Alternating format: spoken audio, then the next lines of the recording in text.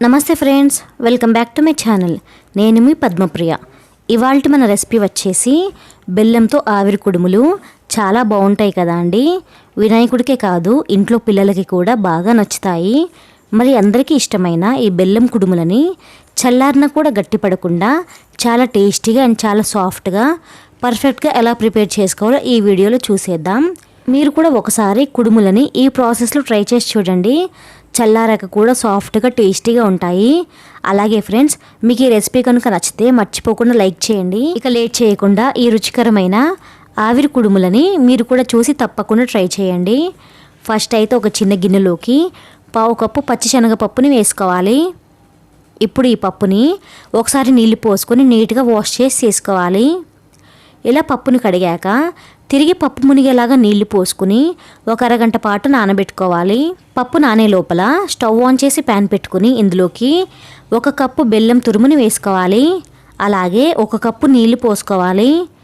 ఇప్పుడు మంటను medium flame మీద ఉంచుకుని బెల్లాన్ని కరిగించుకోవాలి.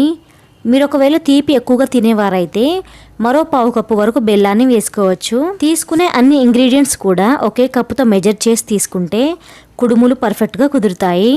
చూడండి, బెల్లం కరిగిపోయింది. ఇప్పుడు ఇక్కడ మనకి ఎలాంటి పాకం రావాల్సిన అవసరం లేదండి. బెల్లం కరిగిపోయాక 1 నిమిషం పాటు మరిగించుకుని తీసి పక్కకు ఉంచుకోవాలి. నెక్స్ట్ మరొక ప్యాన్ని స్టవ్ మీద పెట్టుకుని ఇందులోకి 1 కప్పు బియ్యం పిండిని వేసుకోవాలి. ఇప్పుడు మంటను ఖచ్చితంగా లో ఫ్లేమ్ మీద ఉంచుకుని ఈ బియ్యం పిండిని కలుపుకుంటూ ఒక 2-3 నిమిషాల పాటు డ్రై రోస్ట్ చేసుకోవాలి. ఇందులోకి నెయ్యిని కానీ ఆయిల్ని కానీ వేయాల్సిన అవసరం లేదు. ఓన్లీ బియ్యం పిండిని లైట్గా ఫ్రై చేసుకోవాలి. చాలామంది కుడుముల్లోకి పిండిని పచ్చిగానే వేస్తుంటారు కదా.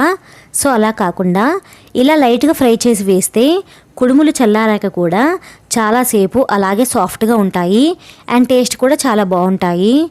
పిండిని కంటిన్యూస్గా కలుపుకుంటూ ఫ్రై చేసుకోవాలి, లేదంటే కింద అడుగున ఉన్న పిండి మాడిపోతుంది.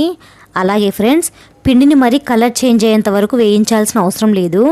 జస్ట్ ఒక 2 మినిట్స్ పాటు ఫ్రై చేసుకోవాలి. ఇప్పుడు ఈ పిండిని ప్యాన్ నుండి సపరేట్గా వేరే ప్లేట్లోకి తీసుకోవాలి. నెక్స్ట్ సేమ్ ఇదే ప్యాన్ని ఒకసారి తుడిచివేసి ఇందులోనే ఒక 3 టేబుల్ స్పూన్ల నెయ్యిని వేసి కరిగించుకోవాలి. నెయ్యి కరిగి లైట్గా వేడి కాగానే ఇందులోకి 1 టేబుల్ స్పూన్ తెల్ల నువ్వుల్ని వేసుకోవాలి. నువ్వులతో పాటు 1/2 కప్పు పచ్చి కొబ్బరి తురుమును కూడా వేసుకోవాలి. ఈ 2 వేసేసాక మంటను మీడియం టు లో ఫ్లేమ్లోకి అడ్జస్ట్ చేసుకుంటూ కొబ్బరి అలాగే నువ్వుల్ని లైట్గా ఫ్రై చేసుకోవాలి. పచ్చి కొబ్బరి వేయడం వల్ల కుడుములు చాలా రుచిగా ఉంటాయండి. ఒకవేళ మీ దగ్గర పచ్చి కొబ్బరి లేకపోతే ఎండు కొబ్బరినైనా తురిమి వేసుకోండి. పచ్చి కొబ్బరి అలాగే నువ్వులు లైట్గా వేగాక ముందుగా నానబెట్టుకున్న పచ్చిశనగపప్పుని వాటర్ వంపేసి వేసుకోవాలి. ఇప్పుడు పచ్చిశనగపప్పులోని తేమ పోయేంత వరకు ఫ్రై చేసుకోవాలి. మరీ ఎక్కువసేపు ఫ్రై చేయాల్సిన అవసరం లేదు. జస్ట్ ఒక 2 మినిట్స్ పాటు ఫ్రై చేసుకుంటే సరిపోతుంది. ఇలా మొత్తం ఫ్రై చేసుకున్న తర్వాత ఇందులోకి మనం ముందుగా కరిగించి పెట్టుకున్న బెల్లం వాటర్ని వడకట్టి పోసుకోవాలి. ఇలా బెల్లం వాటర్ని ఫిల్టర్ చేస్తే బెల్లంలో ఏమైనా డస్ట్ ఉంటే సపరేట్ అవుతుంది. బెల్లం వాటర్ని పోసాక ఇందులోని ఒక చిటికెడు ఉప్పుని అండ్ అలాగే ఒక 1/2 టీ స్పూన్ ఇలాచీ పొడిని వేసుకోవాలి.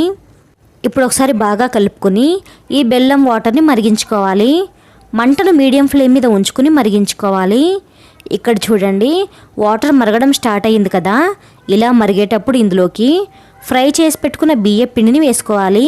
ఇప్పుడు ఈ పిండిని బెల్లం వాటర్లో కలిసే విధంగా బాగా కలుపుకోవాలి.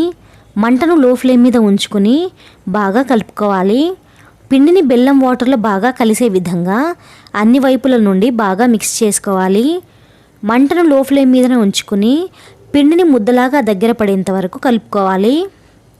ఇక్కడ చూడండి, పిండి ఈ విధంగా ముద్దలాగా దగ్గర పడిన తర్వాత స్టవ్ ఆఫ్ చేసుకోవాలి. ఇప్పుడు ఈ ప్యాన్కి మూత పెట్టుకుని పిండిని గోరువెచ్చగా అయ్యేంతవరకు చల్లార్చుకోవాలి. ఇలా కవర్ చేసుకుని పిండిని చల్లార్చుకుంటే పిండి పైన డ్రై అవ్వకుండా ఉంటుంది. పిండి చల్లారిపోయాక మూత తీసి చేతులకు నెయ్యి రాసుకుని ఒక ముద్దలాగా కలుపుకోవాలి.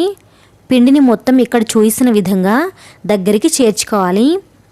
పిండిని మరీ పూర్తిగా చల్లారిపోయేంత వరకు కాకుండా గోరువెచ్చగా ఉండగానే ఇలా ముద్దలాగా చేసుకోవాలి. ఇప్పుడు ఈ ముద్దలోంచి కొద్ది కొద్దిగా పిండిని తీసుకుంటూ ఇక్కడ నేను చూపిస్తున్న విధంగా పొడవుగా చేసుకోవాలి. ఈజీగానే వస్తాయండి. ఇలా పొడవుగా చేసుకున్న తర్వాత ఇక్కడ నేను చూపిస్తున్న విధంగా వేళ్ళతో గట్టిగా ప్రెస్ చేసుకోవాలి. చూసారా షేప్ ఎంత చక్కగా వచ్చిందో. అంతేనండి, చాలా సింపుల్గా వస్తాయి. ఇలాగే మిగిలిన పిండిని కూడా రెడీ చేసి పక్కకు ఉంచుకోవాలి. ఇప్పుడు స్టవ్ ఆన్ చేసి ఇడ్లీ కుక్కర్ పెట్టుకుని 3 గ్లాసుల వాటర్ని పోసుకోవాలి.